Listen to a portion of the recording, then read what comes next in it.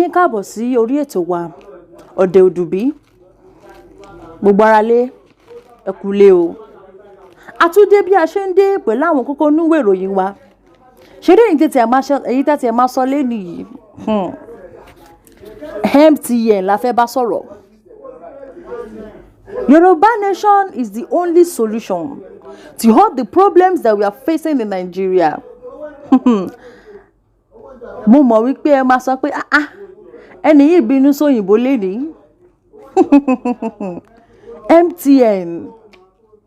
A ti mọ̀ wípé àwọn ìjọba, àwọn aṣèlú báṣubàṣu ní wá lára.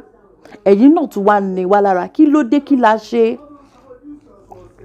Gbogbo àwọn èèyàn tó jẹ́ pé síìmù wọn ló fi ń bá àwọn olólùfẹ́ wọn sọ̀rọ̀, ló fi ń ṣe ọrọ̀ ajé wọn, ló fi ń ṣe ẹlòmíì gan ṣe tó jẹ́ pé ó yẹ kó receive bí àbí call tó máa fi bẹ̀rẹ̀ iṣẹ́. Àbí kó tó fi pé okay, tá bá pè ẹ́ o, tó o bá ti gbé ọmọ fẹ́ lómi. Ìgbà yẹn gangan làwọn MTN wá mọ̀ pé àwọn fẹ́ máa block sim. Kí la ṣe fún yín? Ṣé ìyà tá ń jẹ ní Nàìjíríà ṣé kò tí tó ni? Kí ló dé? Yoruba nation is the only solution o. We must come together as one to fight these bad people. Torí mo ti ń wo MTN bí àwọn tó ń takò wá. Ní South Africa 31 yẹn, ní South Africa 31 ṣe lè ṣe nǹkan tẹ́yìn ṣe ní Nàìjíríà ṣe lè ṣe ń bẹ̀. Kẹ́ wá blọ́ọ̀kù síìmù gbogbo àwọn èèyàn tó ń lu MTN. Nítorí pé kí? Nítorí pé ẹ fẹ́ jẹ́ kó protest. Nítorí pé kí? Nítorí pé ẹ fẹ́ jẹ́ kó sọ ẹ̀dùn ọkàn wọn síta.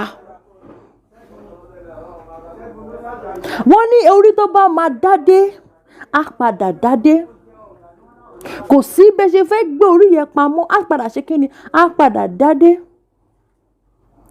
Gbogbo àwọn ọ̀rọ̀ wa tó fẹ́ yẹ ká máa sọ, gbogbo àwọn nǹkan tó máa jẹ́ ká ní ìlọsíwájú, tí ẹ fẹ́ jẹ́ ká kó ẹ̀dùn ọkàn wa síta, ayé má padà ṣe. Torí pé kí ni àwọn ọmọ Yorùbá ayé máa wá papọ̀. Torí pé kí ni Yoruba nation is the only way to survival. Yoruba nation is the only way to making it in this life. Àwọn ẹlẹ́yàmẹ̀yà yòókù wọ́n fìyà jẹ wá. Ẹ̀yin náà tún dé ẹ tún gbógun wá. Ẹ má jẹ́ ká kanra mọ́ yín o, torí ìkanra tó ń bá àwọn èèyàn sìn. Ìkanra oúnjẹ tó wà ń ta, ìkanra owó iléèwé, ìkanra aṣọ téèyàn máa wọ̀, ìkanra ibi tó máa sùn sí. Tó ń taṣu ní 11,000 naira. Èyí tún ṣòṣì lórí sim. Ṣé yẹn mọ̀ pé bẹ́ẹ̀ ṣe block ẹ̀yẹn? Ẹlòmíì tó yẹ pé tí ò lówó lọ́wọ́ tó bá fẹ́ lọ sọ́jà, tó bá fẹ́ ṣe transfer, ẹlòmíì kò ní lè ṣe. A tún máa ronú yẹn lọ́tọ̀. Ẹ block sim, network yẹn lọ. Àwọn èèyàn ò lè ṣe daily transaction wọn, kí ló dé? Ẹ ṣe wá fẹ́ yàkà èèyàn báyìí. MTN ẹ ṣọ́ra o. Ẹ ṣọ́ra gidigidi. Torí pé kí ni? Ẹ lè fi ilé bàbá ti yín lẹ̀ kí wọ́n máa ní wá láàrin ilẹ̀ bàbá ti wá. Ìfẹ́ la ní sí yín la ṣe ń lo síìmù yìí. Tí kò bá dé sífẹ̀ẹ́ mọ́ bẹ́ẹ̀, a máa ṣe kí ni? A máa jónú.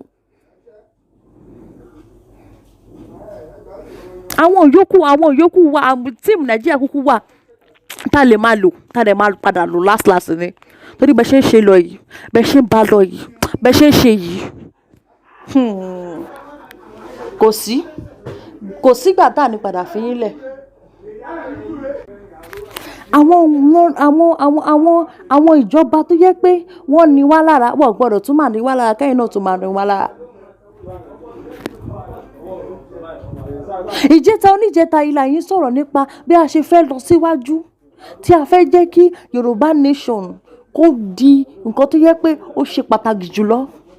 Ẹ̀yin tún wá lọ àdì tí yín mọ́ problem ta ní Nàìjíríà. Ẹ wo, kò sí nǹkan tẹ́ lè ṣe o. Orí wa tó fẹ́ dádé yẹn á padà dádé. Torí pé kí ni? Ọmọ aládé ni wá.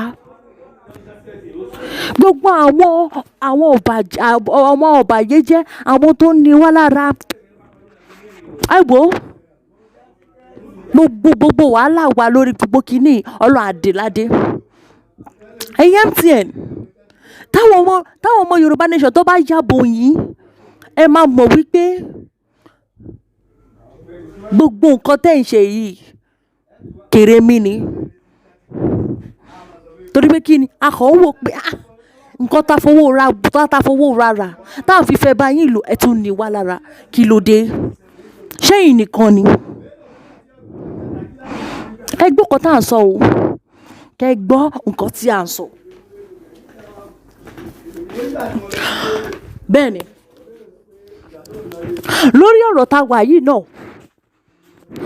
òun náà ni bàbá kan sunkún ní títì tó ń ké gidi tó ń pariwo pé wọ́n bà ayé òun jẹ́ táwọn èèyàn fi wá wò pé kí ló ṣẹlẹ̀ báwo ló ṣe bà ayé ẹ̀ jẹ́ oníṣẹ́ tóun ti ń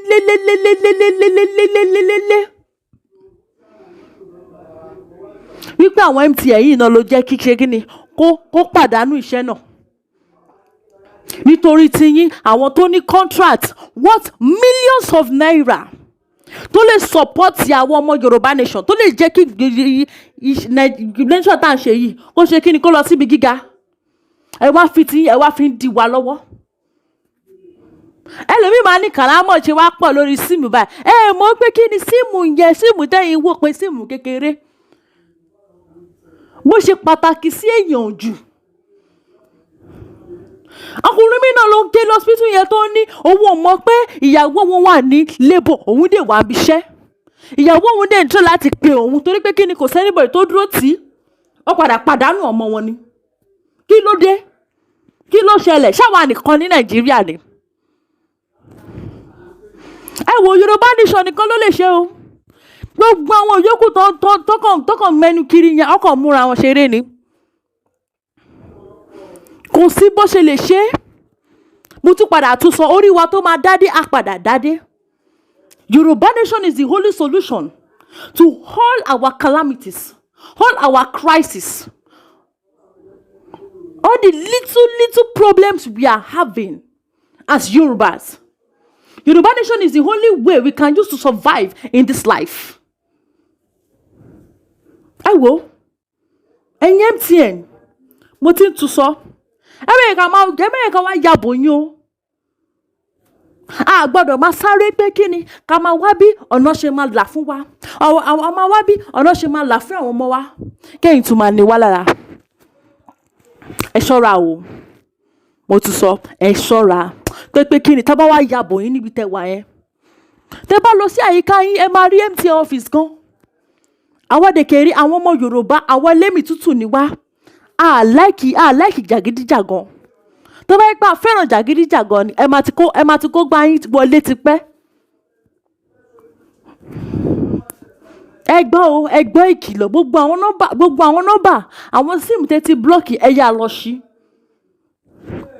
Ẹ̀yin rò bóyá tẹ́yìn bá blọ́ọ̀kì síìmù àwọn èèyàn nílé bára wọn sọ̀rọ̀ kí gbogbo síìmù yẹn tó wáyé báwo ló ṣe ń bára wọn sọ̀rọ̀ báwo ló ṣe ń ní ìṣọwọ́sowọ́pọ̀ sí. Ẹ ṣọ́ra o ẹ wò ẹ má gbàgbé láti subscribe lórí YouTube channel wa ẹ dẹ̀ má tẹ̀lé wa ká lọ tó pé kí ni ọ̀rọ̀ yìí pọ̀ tá máa sọ Yorùbá nation ló lè ṣe Yorùbá nation all the way ó dàbọ̀.